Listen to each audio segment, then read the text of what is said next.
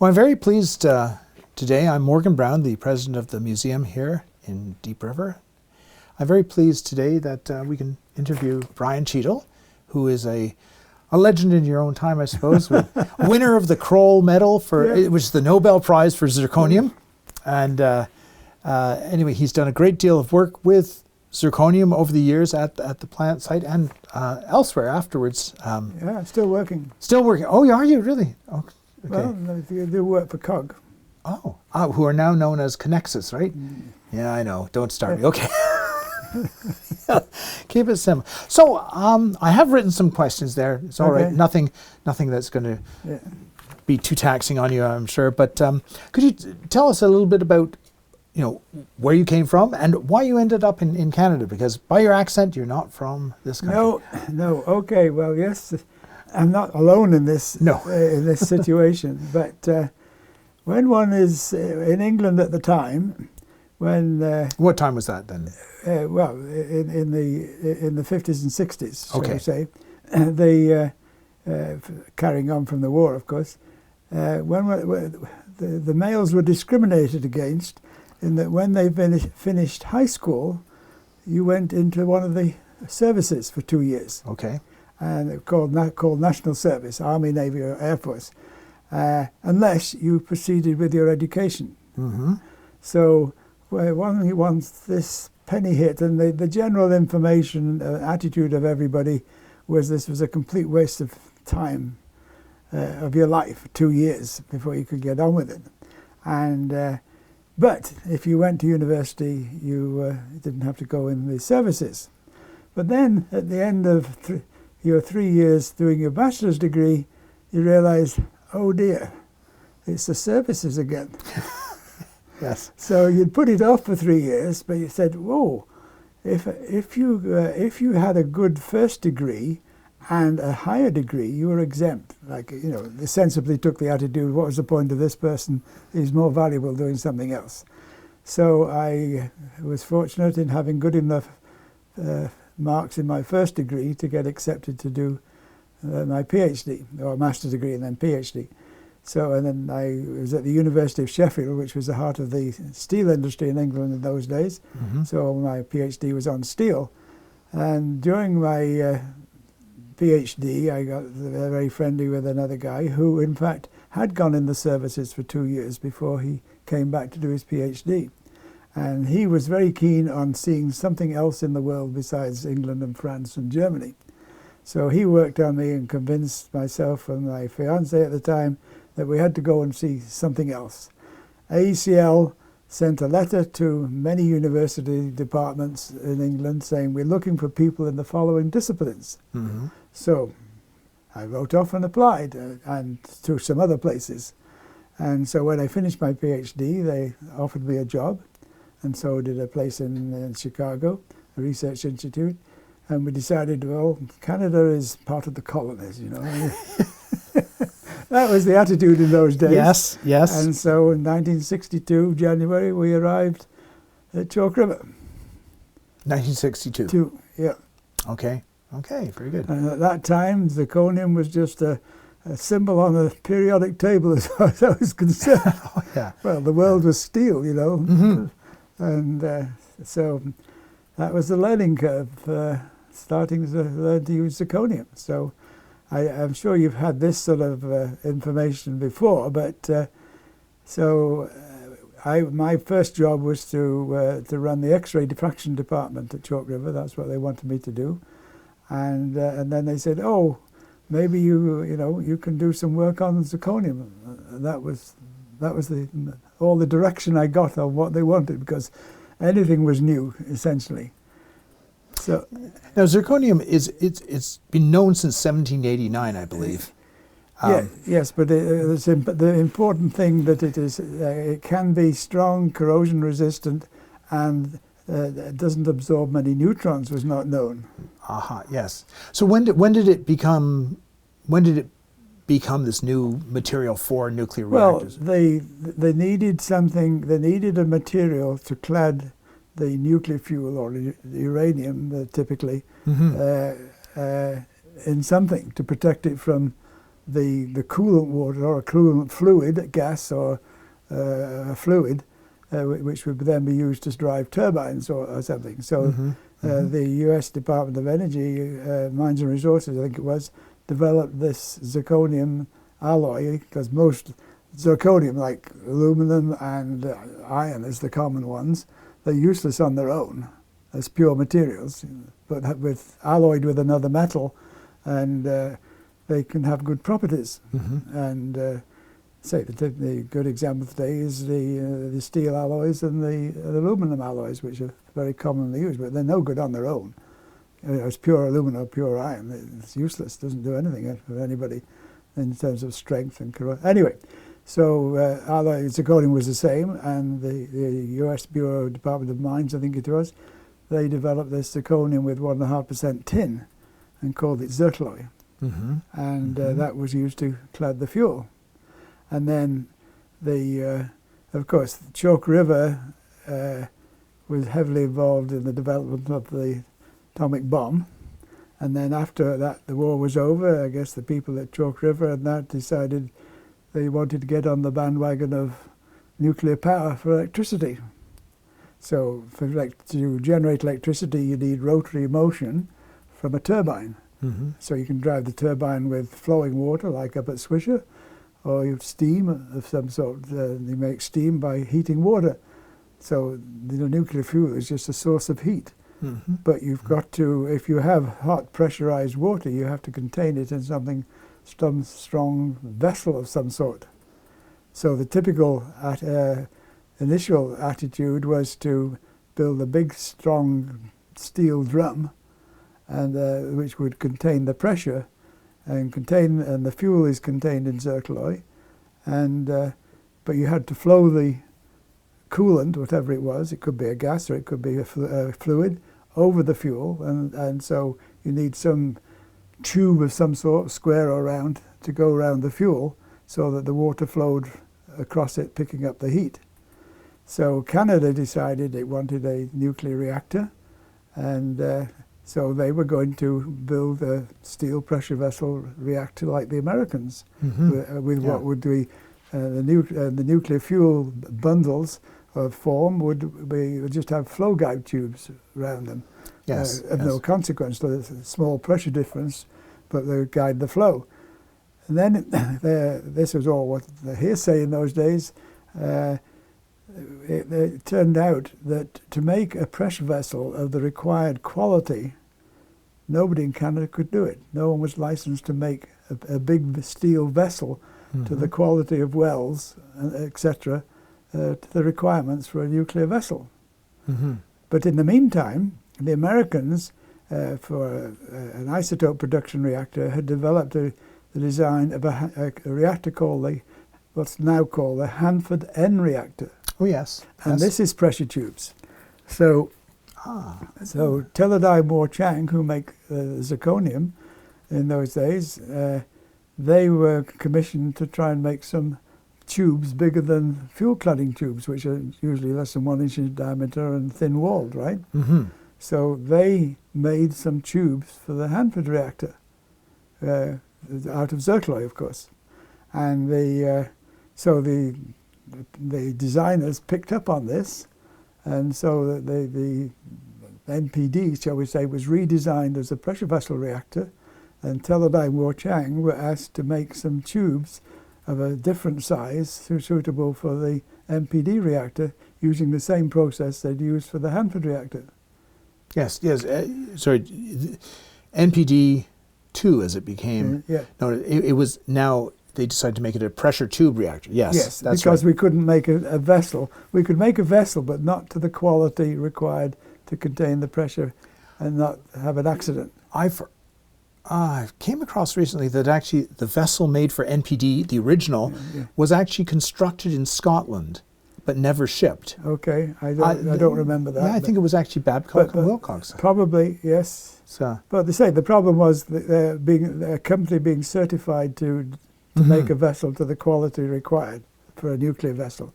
But the vessels, even though the Darlington and Bruce reactors, they the big steel vessels do not contain the full system pressure. Oh, no. And they're built in Canada, of course. But say this was back in the 50s. They couldn't, so it was decided to build. It wanted to be all Canadian, apparently, and so they decided they didn't want to make a vessel in the States and have it shipped. They wanted it built in Canada, and that was an important feature apparently. So they went with the pressure tube design. And so we say the rest is history. Yeah. I heard another problem actually with the pressure vessel design was that for the size, like the amount of energy you get out, being natural uranium and heavy water had to be larger than it would be for somewhat enriched fuel and light water. Oh yes, of course, yeah. So to scale it up would have been much more difficult. But again, Canada wanted to be able to produce its own fuel. Yeah. So they didn't want an enrichment plant. And so the enrichment plants were not in Canada, they're in the States or Europe.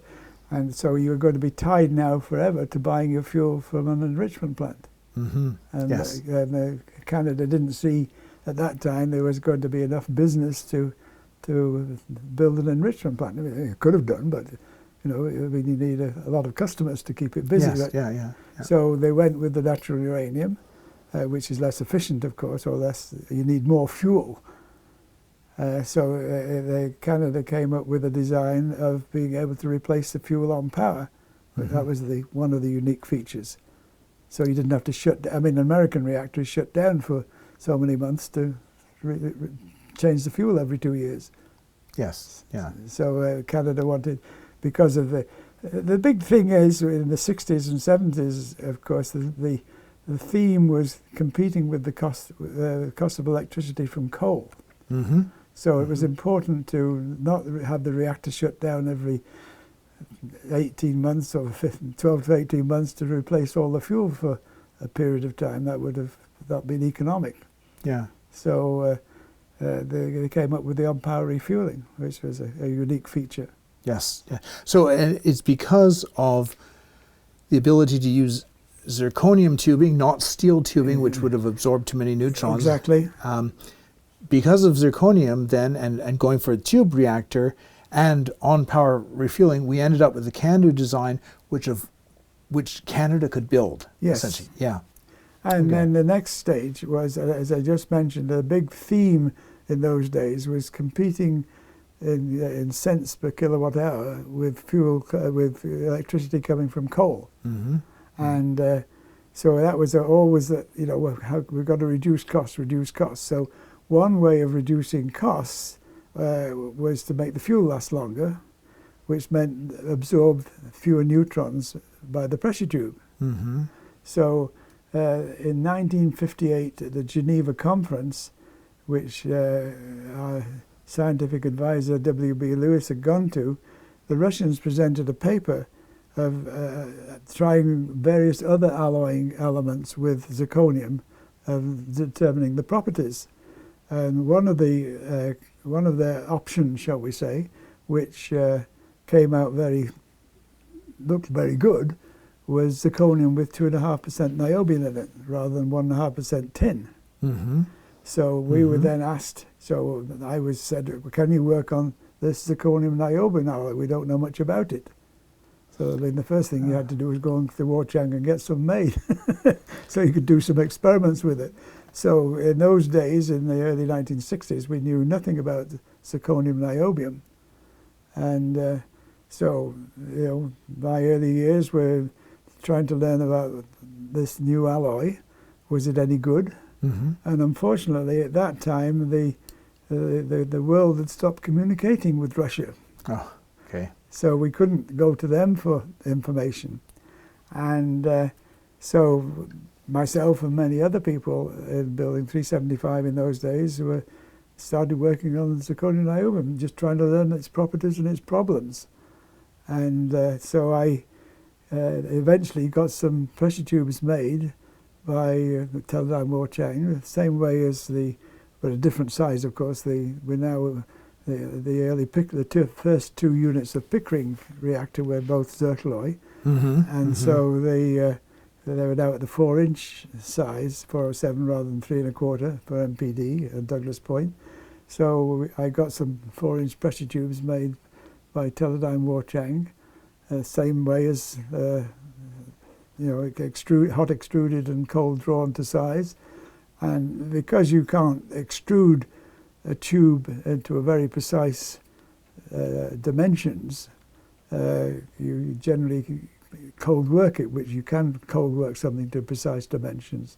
So you needed a certain amount of cold work after extrusion to make the tube to your inside diameter and uniformity of wall and everything, and wall thickness, and that it can go in what you needed, a reactor, which you want a fairly precise dimension, because in the horizontal design, John T. One was a vertical design that didn't really work, a boiling reactor. Mm-hmm. So the fuel bundle sits on the bottom. So one of the issues is there's always, therefore, if the tube will slide, one tube will slide inside another, and there's no gap at the bottom between the bearing pads and the inside wall, you've got a bigger gap at the top. Yes, right. And that's still an issue. So the water going across the top goes faster and doesn't pick up as much heat from the fuel as the one at the bottom and flowing through the bundle. Mm-hmm. And of course it's called flow bypass. Right, yes, once that gap at the top gets to a certain size and you get to a certain amount of flow bypass, then the physicists start to worry about the fuel overheating. So anyway, so you want a very uniform diameter. Plus, of course, the cold working increased the mechanical tensile strength of the alloy. Yeah. Okay. And which is comes back to another issue. But anyway, so you needed a certain amount of cold work to achieve the required mechanical strength required by the design, which, of course, the strength fixes the thickness of the pressure tube. Yep. Yep. So anyway, there was a big push to try and find a stronger alloy to take the Pickering wall thickness down from 200 thou to its current 160 thou wall thickness. Mm-hmm. And that would save neutron absorption and make the fuel last longer. Make the fuel last longer, the reactor slightly more efficient, and bring the cost down. Yep. So we were working on this alloy in parallel, shall we say, with the Russians, but not communicating. Oh, I see. And nobody else, of course, the Americans weren't interested in the alloy, so it was very much a AECL effort to develop this alloy for our own use. Was anyone else in the world looking at zirconium alloys for pressure tube reactors, really? No, I don't think so. No. Okay, because most of the rest of the world were more interested in enriched fuel and pressure vessel reactors. What about things like the steam generating heavy water reactor in Britain and Fugan in Japan? There was just that one in Britain. Yeah, just that. Okay. Yeah. And there was the Fugan reactor in Japan. Yeah. Again, vertical channel. Yeah. Yeah. So, of course, we have this lovely model here. Yes. Which for our viewers can illustrating the pressure tube. Yeah. Yeah. And then outside the calandria tube. Yeah. And the garter spring. And the garter spring in between, or the fuel channel spacer. Yeah. And then the fuel bundle itself. Yeah. Of course, for our viewers, this is normally horizontal, but for a lamp, it was made vertical like this. Yeah. But, right. So, tell us about the surprises that happened later on after Pickering reactors started up. And well, I used to have a memo. I managed to get a copy of a memo. And of course, in the early days, nobody had any idea how long the pressure tubes would last. Ah. Of course. I mean, how would you? Mm-hmm. I mean, this is a new reactor, new flux, new temperatures, etc. Yep. I mean, the operating conditions were quite different from the Hanford N reactor. Mm-hmm. So you couldn't take their experience. And in fact, when the Hanford N reactor wanted to continue and realized it needed new pressure tubes, they came to us for information. Okay. Many years ago, of course. Yes. But I mean, we had developed the expertise at AECL out of necessity. Mm-hmm. Mm-hmm. And so anyway, we were working on this alloy, 2.5 niobium, and it looked good. It got properties, and we were trying this, trying that. And in those days, I used to keep on. I developed a very good working relationship with Teldai Warchang and people who worked there, and so I get 2 or 3 tubes made. Tried something a little bit different than the standard method, Yes, yeah. which was the same as Zertloy 2, etc. And if it worked, in later life, anyway, we developed pressure tubes and of zirc niobium, and they looked fine. And they could. The engineers said we could manage with 160 thou wall rather than 200 thou wall, so that was very attractive. And some of the properties which turned out better for zirc niobium than Zertloy 2 at that time were not even known or appreciated, shall we say, some of the issues. And so it was a fortunate change, as it turned out, for other reasons. And so the chief engineer for Ontario Hydro was a man called Bill Morrison. Mm-hmm. And so I remember going with many other people, Phil Rostros and myself and other people like that, down to University Avenue, making this big presentation to Ontario Hydro staff on this new alloy. And essentially Bill Morrison was the ultimate guy who was going to decide, yes, are we going to zirc niobium or not? Mm-hmm. And but I mean, in those days, I could walk into Bill Morrison's office and have a chat with him. He was chief engineer, Anyway, he made the decision we would go to zirc niobium and accepted our presentations of creep. Phil Rostros had, in those days we put anything slightly different we wanted to test, we'd put a length of it in NRU in one of the loops. And Phil Rostros would measure the diameter every so many months and to see how it was creeping into under the stress and temperature of a CANDU reactor. What was the creep rate? How big was it growing in diameter? And things like that. A guy called Bill Fidleris, he did uniaxial tiny little specimens, but Phil's was the engineering data which was important on a tube. Mm-hmm. But if we came up with a different tube, a different way of making it, slightly different properties, it would go. The first thing that would happen, we'd make one and put it in NRU in those days. Anyway, I had a memo from Bill Morrison dating back, I don't have it anymore, which he hoped the pressure tubes would last 20 years. Sorry, 10 years. Oh, 10? Oh, gosh, okay. Yeah, but that was right at the beginning, from... nobody had a clue, on the creep and change of properties.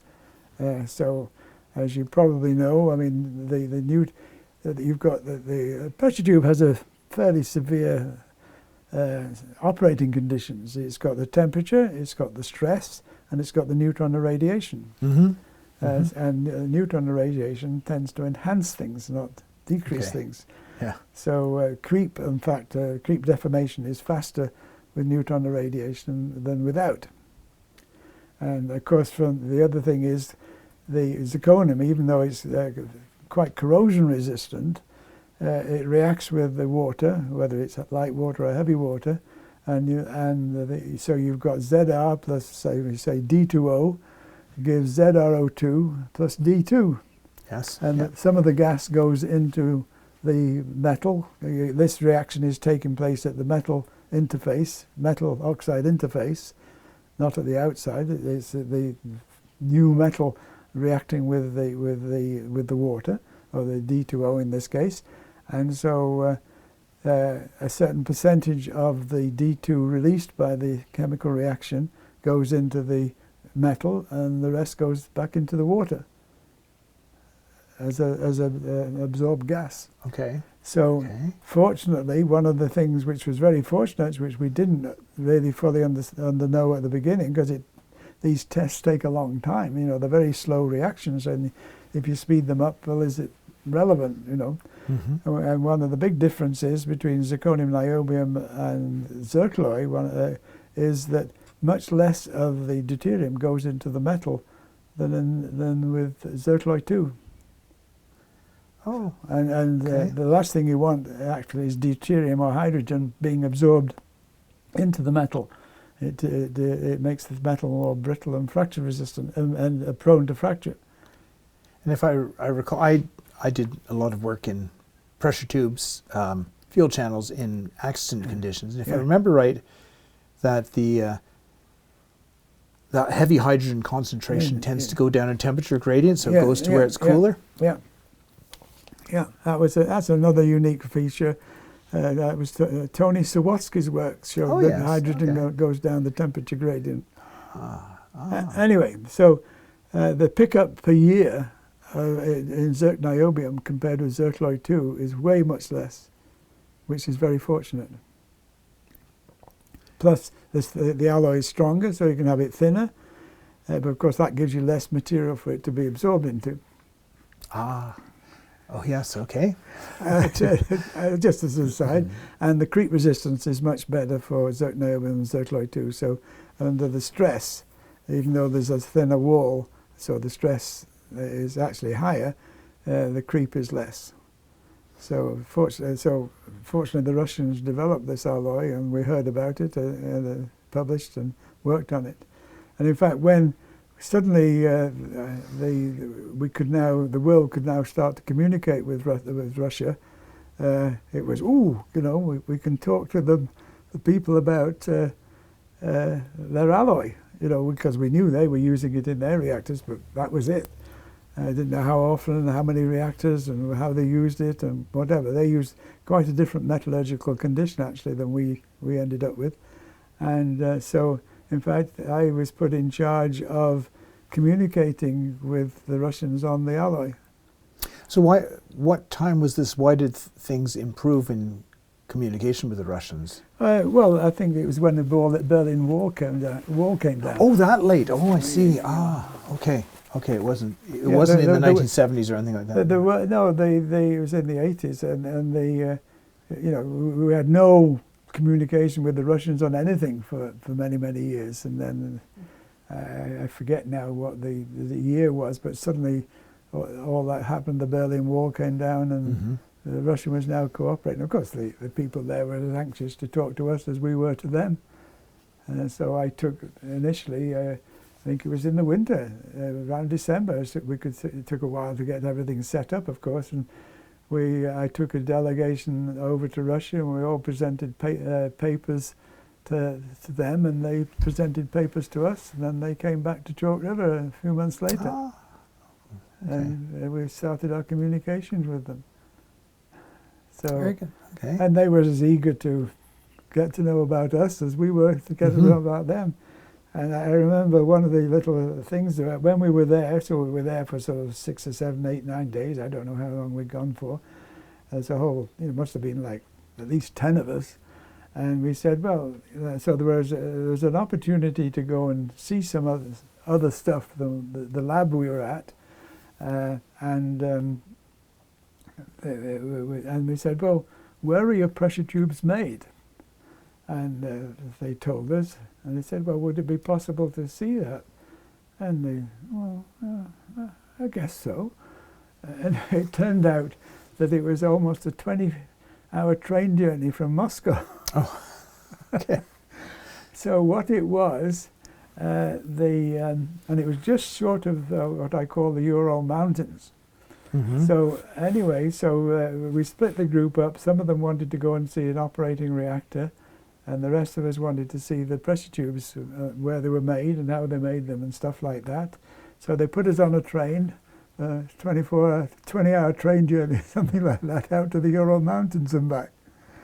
And so we saw how, what it turned out was that during the Second World War, they had built this town up a long way from where the Germans could bomb it. As a munitions factory and weapons factory. Then at the end of the war, it was, well, what should we do with this town we built in the middle of nowhere so the Germans couldn't bomb it? And so they turned it into a zirconium production plant. Oh, okay. Oh. So in the end, over the years, I went there quite a lot. Yeah. After this, it came down. And in fact, one of the last things many, many years ago now, one of the concerns was particularly Ontario Hydro, and we were always working on it because they were concerned from an economic point of view that all our pressure tubes were made by one company. Mm-hmm. So okay, let's go back a bit. When the Hanford people wanted pressure tubes, nobody had made a tube of that size, and their tubes were actually big. They were 60 feet long. Oh, I think about 60 feet long. Okay. 2 point something inches diameter. Right. Anyway, so the Hanford people gave contracts to 3 or 4 companies to make the pressure tubes. Okay, have a go with your standard. You know, you make tubes of copper or brass or steel or something like that. Use your same equipment, but make tubes to this size.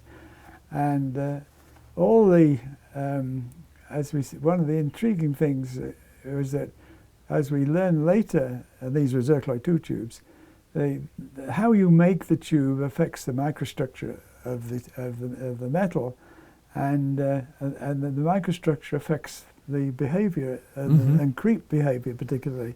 Mm-hmm. So anyway, 3 or 4 companies tried to make tubes, and in fact they all successfully made tubes.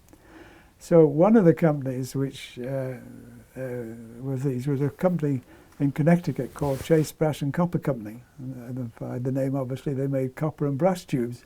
So they extruded the brass or copper billets into an extruded tube, and then they cold worked it to size, cold drew it to size. Right, okay. Whereas in smaller tubes like fuel cladding, you generally what's called pilger the tubes to size rather than cold draw them, which is, pilgering is like hammering from the outside against a mandrel rather than pulling it through a narrow annulus. Okay? Yes. Anyway, so Chase braced those tubes, and when we wanted tubes for MPD, or when they went to Chase Brass and said, "Can you make some our size?" And Chase Brass formed a separate division within the physical company, the nuclear division, and this was run by a guy called Jim Baker, who I got very friendly with, and he made all the zirconium tubes, and then eventually they wanted Ontario Hydro would say we're always worried about non-Canadian content, and also having more than one supplier. Yeah. And so we were often trying. We were often trying things like getting Teledyne Warchang to make extrusions and get people like Wolverine and other companies to cold draw them to size and things like that. But it never really worked compared with Chase Brass and Nuclear, which became Newtec. Okay. So they were always trying to increase the Canadian content. So eventually Chase Brass was persuaded to open a plant in Arnprior to do the finishing of the tubes. Oh, yes. Okay. And they just did the final inspections and that initially, and then they put a draw bench in there and did the cold drawing, and then eventually put an extrusion press in there as well. So the whole thing was now done in Arnprior. Oh, okay. But on the other thing, that all this diversity. So a few years ago, I think about maybe 10 years ago or something like that, or maybe slightly less now, I just forget the time, they went through an exercise of getting other companies to make pressure tubes besides Newtec, to have competitive bids ideally and stuff like that. And in fact, they got the Russians to make a set of tubes out in Russia, and they got the Argentinians also made some tubes. So we sold the reactor to Argentina, of course, the pressure tube reactor. And so I ended up going to Argentina a lot, and that. Anyway, they purchased a pilger mill, a big pilger mill from, I think, the Russians over some deal. And so they decided when they needed new pressure tubes to re-pressure tube the reactor there, they decided they wanted to make their own tubes. So they got some extrusions from Teledyne Warchang, and they worked them on this big Pilger mill to size. This is the Argentinians. Yes. Oh, yeah. So Okay. they made their own tubes. We were always a little concerned about it, because, what have you done to the microstructure? How are the tubes going to behave compared with what we would call the standard Yes. Newtec tube? Yes. Right? Yeah. And it was always a concern. Anyway, so myself and two other people, Malcolm Griffiths, and that wrote a report for COG a year ago, and we took the information of the testing of so we took the basic results, the information for a standard Newtec tube. Mm-hmm. We got the Russian tubes, Mm-hmm. and we got the Argentinian tubes, the tests on these tubes, and another company in the States had got over the years. So we compared the microstructures of these 4 tubes with all different fabrication routes. Looked at the microstructure, decided what had caused the differences in the microstructure, and then used the modelling to predict how they would deform during service differently to each other. So that was a report for COG we finished about a year ago. Ah, okay.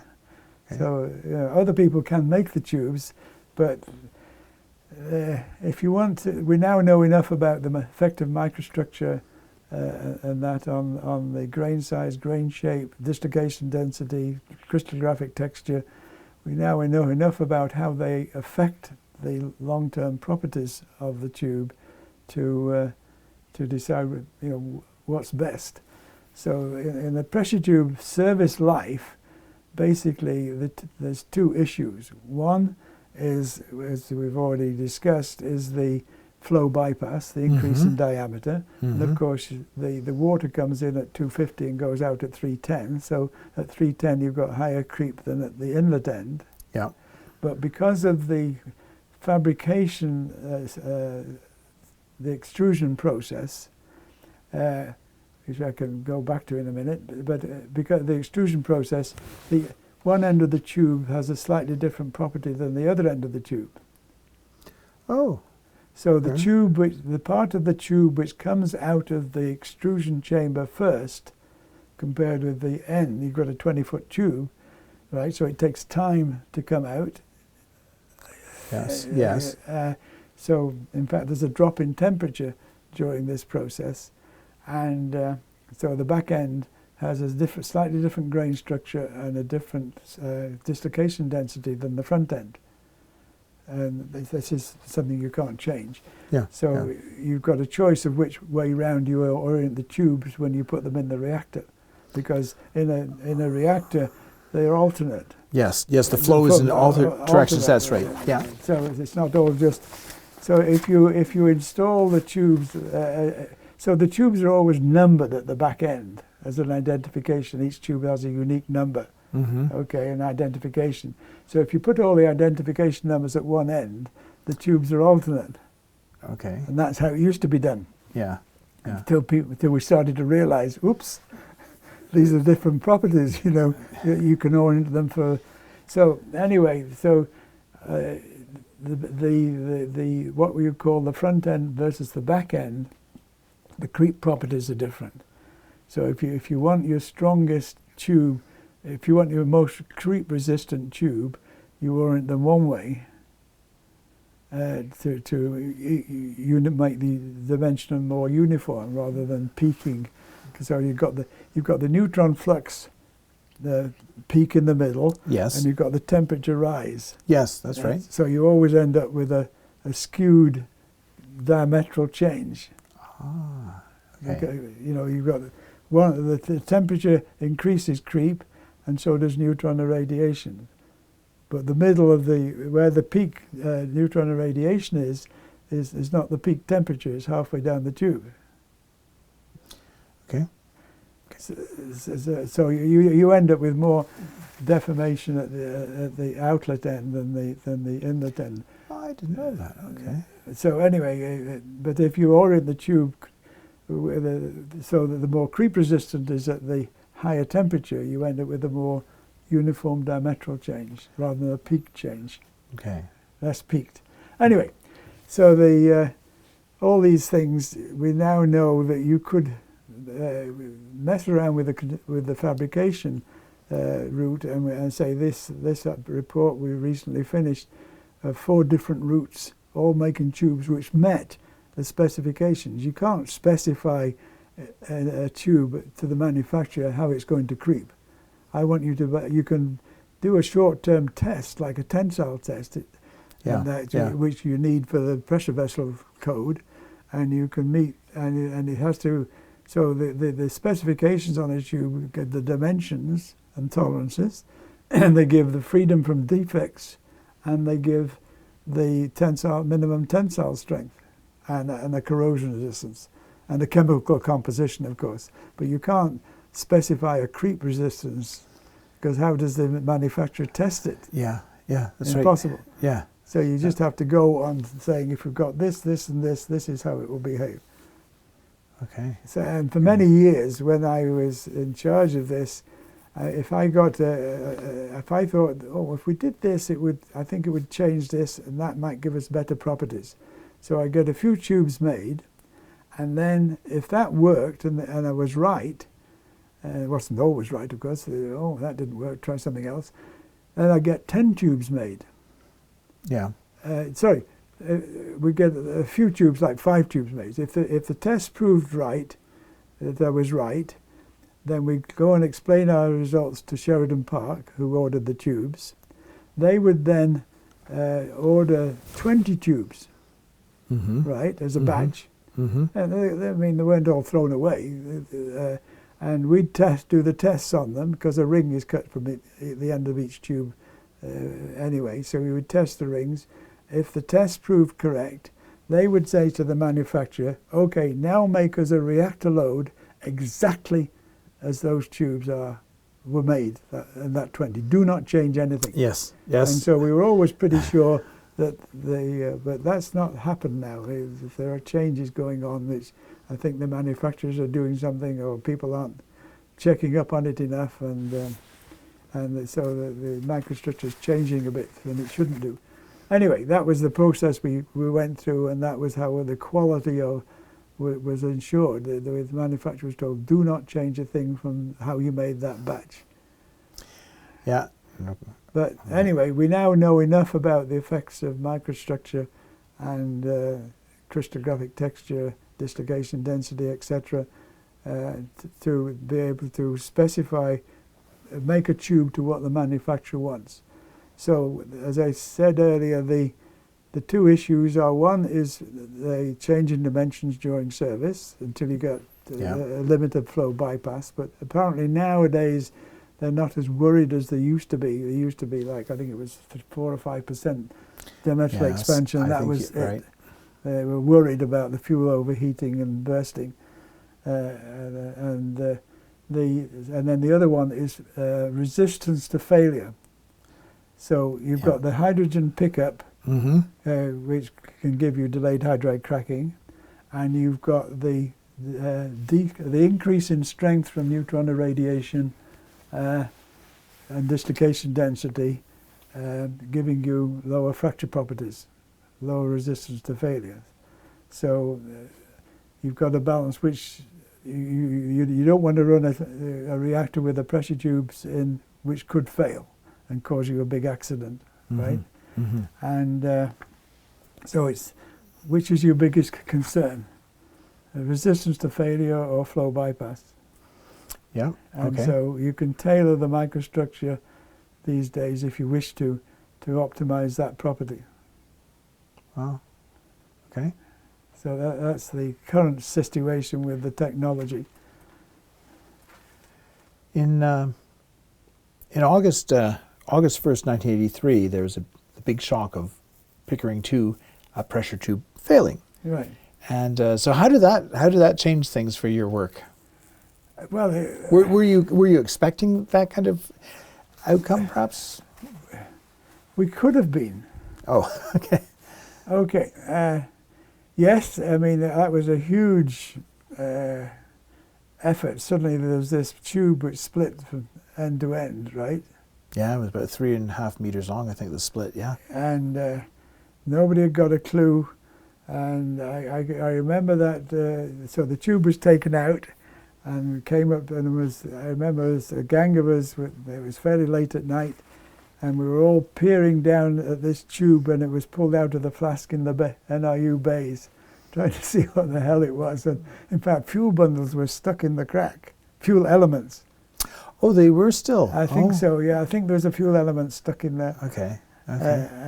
Anyway, so there were two issues. It was a zircaloy tube, of course. Yes. And yes. so it had picked up a lot of hydrogen. Mm-hmm. We knew the phenomena of delayed hydride cracking, but we didn't realize what the content was of an operating tube, because all you could do was lab tests and short-term tests in NRU, essentially. Mm-hmm. Okay, and the other thing was the other initiating factor, as mentioned earlier, about hydrogen going down the thermal gradient. Yeah, yeah. So there had been some. So the reactors used to be shut down to gauge the diameter, because that could be done non-destructively. Okay, you take the fuel out and run a device down to measure the diameter, and that was being done. And also, because the tubes are only supported at each end through the end fittings, they tend to sag. Mm-hmm. And especially with all that uranium bundles, heavy bundles weight, in the middle. Yeah. And so the information was all there, but not put together to realize that the garter springs had moved. Mm-hmm. When we look back on it, yes, the garter springs there were little bits of information everywhere that said, yes, the garter, but the garter springs must have moved. And in the early days, the garter springs were tight on the inside of the calandria tube. Oh, they expanded outwards. Well, they were worried about the garter spring constraining the pressure tube and affecting it. Ah. So it was a loose fit on the pressure tube, but a tight fit inside the calandria tube. Right, right. And so whereas a garter spring tight on the pressure tube would not move, right? Mm-hmm. But the others could move with vibration and everything. And although they were put there to maintain the gap between the calandria tube and the pressure tube, with the vibration and everything, they'd moved and left too big an unsupported area, so it had gone down and touched the calandria tube and then got a cold spot. The hydrogen had moved there, and there was a flaw, and the blisters had formed, and et cetera, and we got the delayed hydride cracking. But in fact, I was put in charge of the investigation at Chalk River work in those days to find out what had happened. Yeah. So so another thing, little anecdote in those cases. So as you remember, we eventually sold. Sheridan Park sold some reactors to China. Yes. So we suddenly realized, or the people at Sheridan Park suddenly realized, the USA has an embargo on nuclear stuff with China. We can't make we can't get the zirconium alloy from Teledyne Huochang. Where were Teledyne Huochang based? Oregon. Oregon. Albany, Okay. Oregon. That's okay. So by this time we could do the extrusion and the rest in Armprior, Newtec, but we couldn't buy the billets from Teledyne Huochang. So on one side there were two efforts going on. One was to politically, shall we say, try and get the embargo lifted.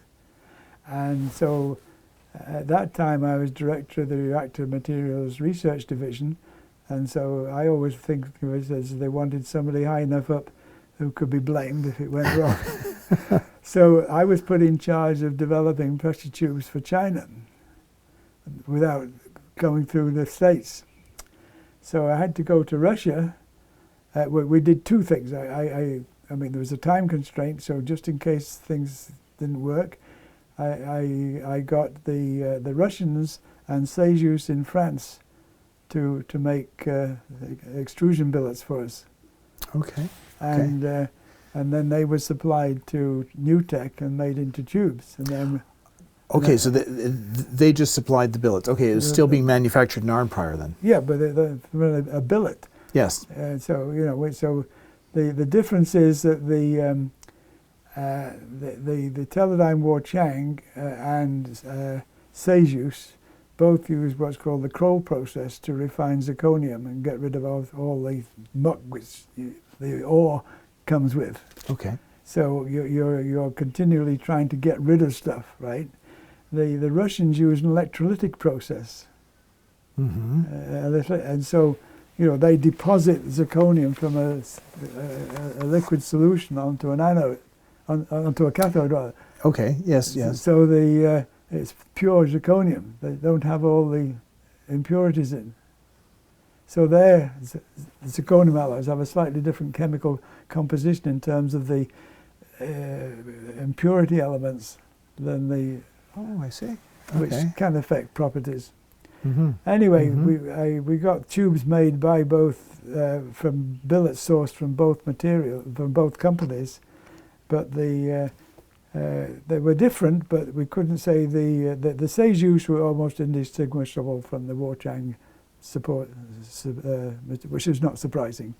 The Russians were different, but I think from I never actually saw the numbers, but supposedly Russians' billets were much cheaper to buy than the Cheadle ones. So the Russians supplied the billets for China. Okay. Okay. Gee. A long time before Trump trying to shut down China. Oh. Yeah. Yeah, so all these little quirks over the years. But anyway, it's I mean, the work is still evolving, shall we say, on the effect of microstructure on things like creep and grain size, grain shape, and that. So, I mean, the one of the unique things which, in fact, I many years ago I discovered in the way the tubes are made, the early zirconium niobium tubes. The what we call the alpha zirconium has a very thin layer of beta zirconium around it. So you don't have the hexagonal alpha grain boundaries adjacent to it like you have in zircaloy 2. You have this beta phase, a cubic phase around it. Okay. Which affects the properties. Mm-hmm. Mm-hmm. It's just the way the extrusion press.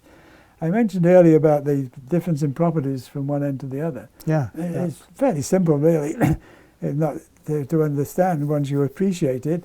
So you've got a billet which is about that long and about that diameter with a hole in the middle, like a very short, thick tube. Yeah. And you preheat that in a furnace, so it's a uniform temperature.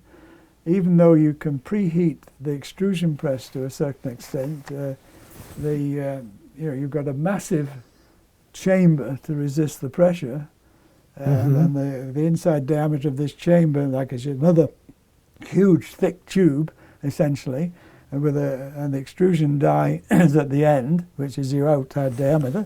Yep. Yep. Okay. You stick this orange heat extrusion billet into this massive steel chamber, and then the mandrel comes through, which is goes through the hole in the billet and through the hole in the die, and that provides you the annulus you're going to push this billet through, and then the extrusion press comes up behind and starts to push it through. But you can only extrude at a certain time. You can't go. It's got to flow through. Yeah. Yes. So there's a lot of cooling going on from this massive extrusion chamber. Because you can only heat the actual extrusion press to so. Yes. Yeah. Yeah. Okay. And so now the extrusion press, the chambers, if you're extruding like 20 tubes, the extrusion chamber will be hotter for the 20th tube than the first because it picked up heat. Yes. Yes. But as the extrusion, so you're extruding in what we call the two-phase region. So there's both alpha and beta, alpha grains, hexagonal alpha grains, and cubic beta phase, because the beta phase, the phase change from hexagonal alpha to cubic beta in zirconium takes place at a certain temperature. Okay, so and niobium stabilizes the beta.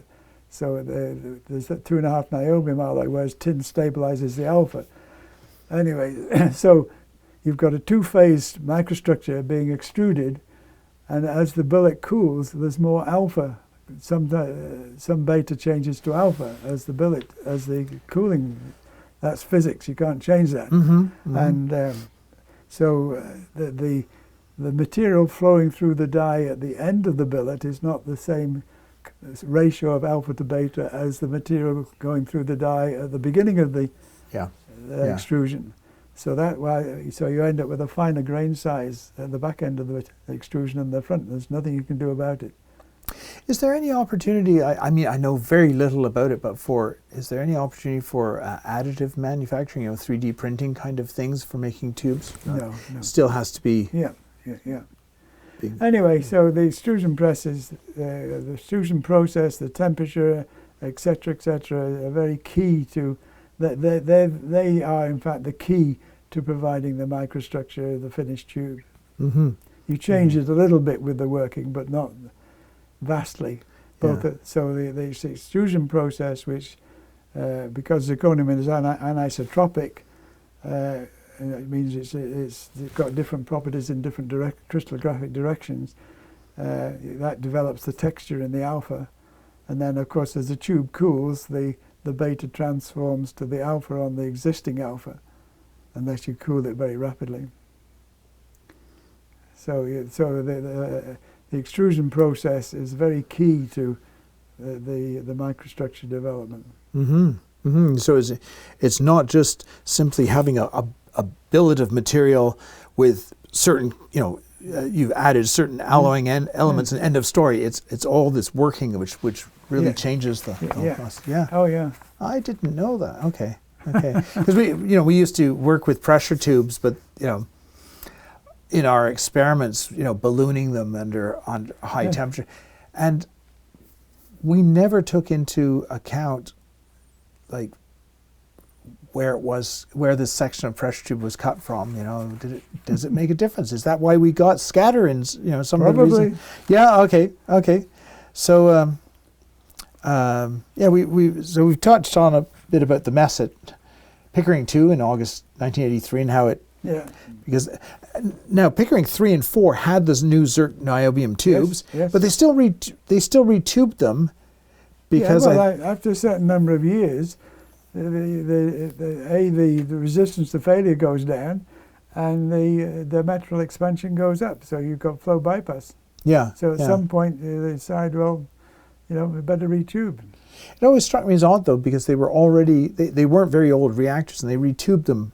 They retubed the Zircaloy 2 tubes fairly quickly. Yes, yeah. I mean, they picked up more deuterium from the corrosion reaction than they creep from. Yes, yeah, that's right. And of course, more recently than that, we had the loss of coolant accidents, minor loss of coolant accidents in India with their pressure. Now that was quite a different problem, wasn't it? It was something to do with the annulus gas being impure or something? I don't know much about that.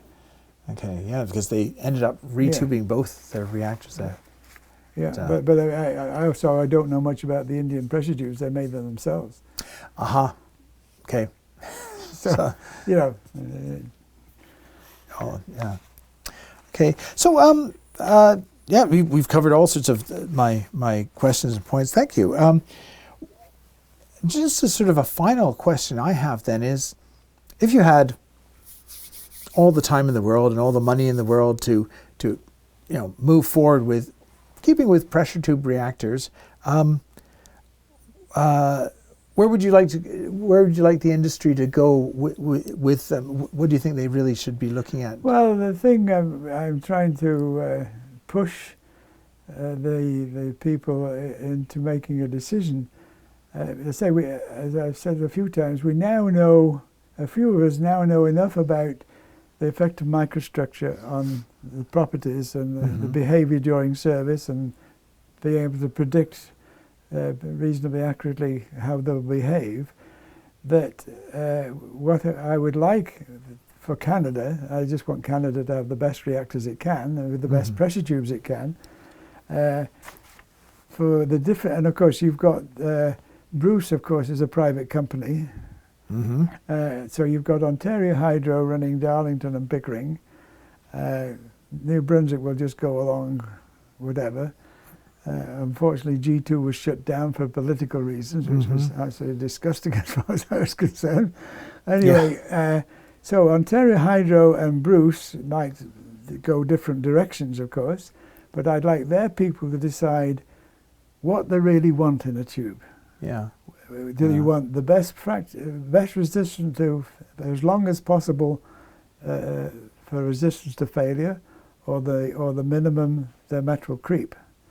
Because there's now the technology with going to the manufacturer and trying a few times and a few different things to produce the microstructure to give them that, if they want it, if they don't decide. Okay. So first of all, a decision has to be made, and my understanding is that Bruce certainly I've heard aren't as concerned. The physicists aren't as concerned about flow bypass as they used to be. I haven't actually heard that directly, but by my contacts, shall we say, and your sources, my sources, and so, if that's true, then okay, do you want the pressure tube optimized for resistance to failure? And a group of people could make the tubes to achieve that. Maybe it'd take 1 or 2 tries of small batches, but which is money, but the potential is to make a tube last much longer than they're currently lasting. And of course, the shutdown to do a retube is hugely expensive. Oh yes, yeah, that's what they've done. 3 at Bruce, working on another one, or 2 right, and they're working on another 2 right now there, and they're on their last one at Darlington. And then they're planning to do all Pickering as well. Well, I don't think there's any. I've not ever heard of any plan to eventually say this reactor's reached the end of its life, as long as you can keep on changing the tubes. Basically, I remember being astonished a few years ago seeing with Bruce Power saying that their final shutdown would be 2064, which I thought, that's way beyond the end of my life. And, for a company to be thinking that far in the future. And then they had the sort of an asterisk and proviso, saying, unless we consider, a third tubing. So well, second retube. All you can do is monitor the vessel properties, right?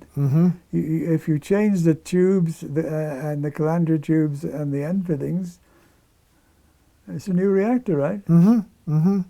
Yeah. I suppose and I assume that's much cheaper than starting from scratch. Oh yeah. Even though it's an expensive. Of course, you could have 50 modular reactors. Oh. Don't get me started. Yeah, they have their place, but I do wonder about grid load. Yeah. Well, Ontario Hydro, in my book, is simple. Many years ago, they realized that the same staff can run 1,000 megawatts at 600. Duh. Yeah. Do you want 2 600s or 1,000? Yeah. The only thing is when a 600 shuts down, it's less of a hole in your your production. But it doesn't cost twice as much to make a 1,000 reactor as it does to. No, certainly not. Certainly not. So if these small modular reactors, okay, in some remote community, okay, but I still think the remote communities are, I mean, many years ago, there was a good product called Slowpoke, and nobody wanted it. Yeah, the Slowpoke heating reactor. That's right. Yeah. And in the end, nobody wanted it. Yeah, they tried to. I actually cut my teeth with my master's thesis on Slowpoke decay heat rejection system. Yeah. Well, Yeah, that's it John was Hilborn's invention. Yes, that's right. That's Friend of right. mine. Yeah, yeah. No, it's remarkable though that in many ways your work with pressure tubes. I mean, pressure tubes have been such a specialized topic, and yet so vital for the CANDU reactors that you could get away with other things where you could apply sort of general industrial, pumps, for instance. Well, you could buy pumps or modify pumps to your needs, but pressure tubes are such a core component, you might say, pardon the pun. Well, I mean, we're very fortunate that they worked. Yeah. I mean, if they'd only lasted 5 years, the reactor That would was have useless. been the end. Yeah, yeah. So what is sort of the lifespan now? I noticed with I think it's some 20 odd years. Yeah, and I noticed it was kind of interesting that some of the reactors were reaching their limits for a number of effective full power hours, and then they did tests and examinations and were able to bump it up a little higher for another year's service. Well, of course, the other thing is you have to monitor the properties of the tube, and I mean it was I was involved with the development or the idea of being able to take a scrape from the tube to do the deuterium analysis. And that was an interesting set of circumstances. A friend of mine, Brian Cox, he was, and I remember him telling me, we were worried about, well, how on earth can we measure the deuterium concentration of the tube, in the reactor? And so we knew, otherwise it was a guess, right? And all you got is short-term lab tests, and Brian was a corrosion guy, and he happened to mention somewhere that in the States they checked they measured the deuterium concentration of the fuel cladding by taking a little scrape off the surface. And now at that time, Chalk River could only analyze like a little. We used to do a punch through all of a tube, so you got something the thickness of the tube and about 1/4 inch diameter, a little pellet. And the chemists could analyze that and told you what was the deuterium or hydrogen concentration. So Brian said, well, in the States they just take a microtome and just scrape the surface off of the fuel when it comes out and measure its hydrogen concentration, because they didn't use deuterium heavy water, and measure it. So anyway, so it was a big issue. We needed to know how the deuterium concentration was increasing during service life. So I picked up on that, and I went to see John Mislin. I don't know if you. No. He was in chemistry, and he was in charge of the chemical analysis side. And I said, well, could you, if it was possible, these guys can do it. And he said, yeah, I guess we could. Nothing fundamental, it's just we're set up to do it this way, but we could measure. And then I went to the division head of engineering, and Des Dalrymple, I think it was.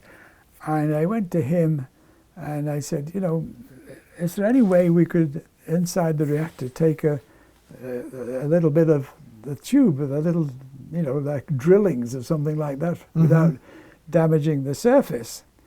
And anyway, so he said, well, go and talk to Roger.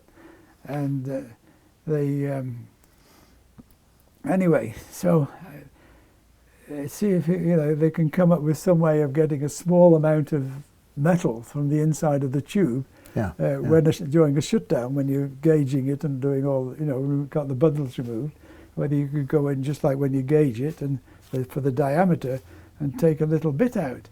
And anyway, these things started to come together. So I thought, well, before we go any further, I'll go and talk to this guy, Bill Morrison, the chief engineer. Yes. So yes. I went to see Bill, and he was aware of the issue. So my attitude was, well, if Bill Morrison had said, Cheadle, get away from my bloody pressure tubes, you're not doing anything like that with my pressure tubes, okay, forget it, that's it, Yeah. Anyway, he listened to me, and I said, yeah, if we could do this, this, and this. And he said, well, yeah. Oh, the other important to remember is when you calculate the wall thickness of a pressure tube, you've got your coolant pressure, you've got your temperature, and you've got your minimum tensile strength as measured in the tube before it goes in, right? Yes, yes. So the engineers then calculate what the thickness. Then they add on what's called a wear and corrosion allowance, which was a few thou, you see. So my argument was to Bill, well, if we only take metal from the wear and corrosion allowance in one spot, you're not reducing the wall anywhere below your minimum, even though it's now got a higher tensile strength than it went in at because of the neutron irradiation. Yes. Yeah. So I got all these, the tube's stronger, you've got a wear and corrosion allowance. If we can take a little bit of metal from there and analyze it, then you'll know your deuterium. Yeah. And anyway, he said, yeah, go and try it. So I came back to Chalk River, and Roger Joins was given the job of trying to take, and he came up with the idea of the scrape. Okay. Yeah, which is now standard procedure. Yeah. Yeah.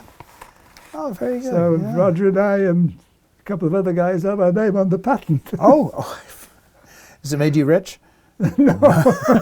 but I managed to put all these pieces together. Yeah. A bit of information from here, a bit of information from there, and went with the concept of Bill Morrison. And you got the wow. Yeah. Well, this has been a most interesting, and I could have known some of these things during my own career. Now that I've learned them here, but thank you so much for your time today and taking a trip down perhaps your memory lane. But you're still very active then with what is it? Connexus is the new COG name. So that's good for you. I work with Malcolm Griffiths a lot. Oh yeah, okay. And he spends more time than I do keeping up with information he has from his sources, because we're no longer. Yes, that's right. If we're on a specific contract these days, then of course that's different. But anyway, he keeps up with what's going on more than I do, and he keeps me up to date. But anyway, we've told the current people at COG, look, the technology's there, we have the understandings are there. If the utilities will decide what they want, and we'll put some money in, a group of people could get tubes made and give them a better tube with a longer service life. They've got to decide, but first of all, they've got to decide what the hell they want. Yeah. Okay. Their choice. Yeah. Right. Well, thank you again for talking today. It's been most educational for me. So, and I hope for our viewing public as well, and I hope for the future engineers who have to deal with the pressure tubes in the future. I hope some of this, for me, the sad thing is that in my book, people like myself, I should have been replaced years ago. But my best guess is that a number of years, you see, back when I was working at Chalk River, we were given a problem and asked to solve it, or do what we could to solve it if our expertise and knowledge were thought to have a chance, right? Now, a number of years ago, everything seemed to start to turn towards contract research, where the attitude is, somebody says, I need this, somebody else puts in a bid, I'll do the following tests. And the attitude is they're paid to do those tests and analyze the tests, even if they don't produce. Whereas in the old days, we'd start on a certain direction and realize, no, that's not working, let's try this. And we didn't have to get permission to do it. It was all paid for in the overall budget of our time and etc. Now everything is compartmentalized into individual contract research. Yes. And I think that stifled the overall picture thinking. Because I should be out to grass and being superseded by other people in my book. Yeah, and this whole legacy of your knowledge being passed on to others who would then focus on that work and carry it on. Well, that has happened to some extent. A few years ago, COG got a bunch of us, myself, Kit Coleman, Malcolm, people like that, to write what was called the SOTAR, State-of-the-Art Report on Pressure Tubes. Okay. So in my book, they got all these old buggers to write down all they knew before we croaked. Wow. So that's a great big thick manual. Yeah. But now that's a few years old. You know. Yeah. Well, and hopefully people realize its existence even, you know. Yeah, that's another point. Yes, the information is there. Yeah, but somehow, whilst it's written down, it still hasn't got your brains behind your memories of how things Well, people like Malcolm and I said, oh yeah, we tried that once, that didn't work. Or maybe, well, let's try that again, maybe we could make it work this. We have that experience. Yeah. And that's what I think part of our job here at the museum is actually to preserve and promote this technical history that we have and make sure people, can we help make connections for people? Well, I mean, one of the guys I've worked with recently who's still at Chalk River, I think he's maybe retired now, or if he's not, he's about to, is Grant Bickle. Oh yes, I know Grant. Yeah. And I think he's actually is retired now. So, but I don't, other than Grant, I don't know any of the other underlying people now anymore. And unfortunately, there's a tendency for them to change over faster than, people don't see it as a lifelong career. Yeah, I just think the way that things have gone for the last 10 or 15 years, the way the research has been done, it hasn't produced people like myself and Malcolm. It hasn't given them the opportunity to develop the overall picture and putting things together. Yeah. Well, something for the new CNL management to look into, take up themselves. So,